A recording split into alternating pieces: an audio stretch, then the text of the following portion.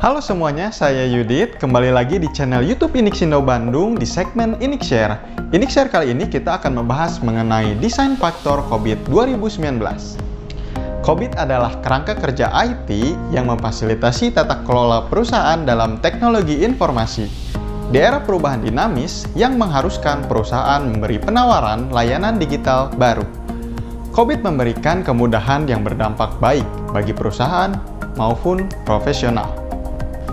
Faktor desain COBIT adalah sebuah solusi.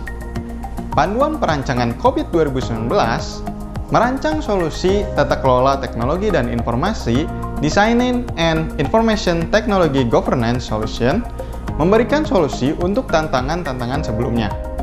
Panduan desain ini membantu pengguna merancang solusi tata kelola yang disesuaikan untuk IT perusahaan yang dipertimbangkan semua faktor penting, atau bisa disebut juga sebagai faktor desain. Panduan desain COBIT 2019 juga memenuhi prinsip-prinsip COBIT sebagai berikut, yaitu sistem tata kelola yang dinamis. Sistem tata kelola haruslah dinamis. Ini berarti bahwa setiap kali satu atau lebih faktor yang desain diubah, misalnya seperti perubahan strategi atau perubahan teknologi. Nah, dampak perubahan ini pada sistem EGIT atau Enterprise Governance of IT harus dipertimbangkan. Pandangan dinamis EGIT ini mengarah ke sistem EGIT yang layak dan tahan masa depan. Disesuaikan dengan kebutuhan perusahaan. Sistem tata kelola yang efektif harus disesuaikan dengan kebutuhan perusahaan, menggunakan serangkaian faktor desain sebagai parameter untuk menyesuaikan dan memprioritaskan komponen sistem tata kelola. COBIT adalah kerangka kerja umum. Oleh karena itu, COBIT harus disesuaikan dengan kebutuhan perusahaan yang sifatnya dinamis. Setiap perusahaan, baik besar, menengah, atau kecil, unik karena kebutuhan pemangku kepentingan tertentu, misi, visi, dan tujuan, proses bisnis, struktur organisasi, teknologi yang digunakan, persyaratan, kepatuhan, dan gaya manajemen. Karenanya, tidak akan ada sistem tata kelola satu ukuran untuk semua IT perusahaan. Implementasi COBIT memerlukan pertimbangan faktor-faktor utama seperti karakter dan profil perusahaan yang berbeda, ukuran, sektor industri, lanskap, peraturan, lanskap ancaman, peranan IT dalam organisasi. Yang pertama, konstekstual.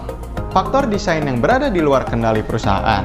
Contohnya seperti ukurannya, situasi geopolitik, atau lanskap ancaman. Yang kedua yaitu strategi. Faktor desain yang mencerminkan keputusan yang dibuat oleh perusahaan. Contohnya seperti strategi perusahaan, peranan IT untuk keberhasilan suatu perusahaan, atau perumusan selera risiko. Selanjutnya yang ketiga ada taktis. Faktor desain yang didasarkan pada pilihan implementasi terkait model sumber daya. Contohnya seperti outsourcing cloud, metode IT seperti Agile atau DevOps, dan pilihan adopsi teknologi.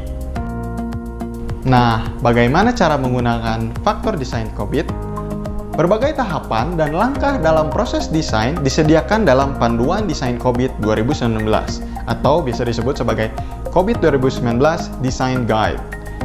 Mengikuti pendekatan ini akan menghasilkan rekomendasi untuk memprioritaskan tata kelola dan tujuan manajemen atau komponen sistem tata kelola yang terkait. Untuk tingkat kemampuan target atau untuk mengadopsi varian spesifik dari komponen sistem tata kelola. Kesimpulannya, COBIT 2019 juga mendefinisikan faktor desain yang harus dipertimbangkan oleh perusahaan untuk membangun sistem tata kelola yang paling sesuai dan dapat disesuaikan.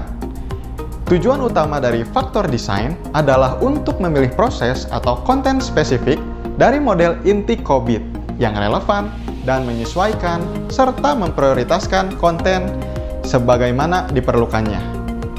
Karenanya, diperlukan tingkat pengalaman tertentu dan pemahaman. Terima kasih telah menyaksikan video Inixshare. Jangan lupa untuk follow Instagram di @inixindobandung untuk mengetahui seputar informasi dan kegiatan terupdate dari kami. Dan jangan lupa untuk like, komen, share, and subscribe channel YouTube Iniksino Bandung untuk menonton konten lainnya. Terima kasih dan sampai jumpa.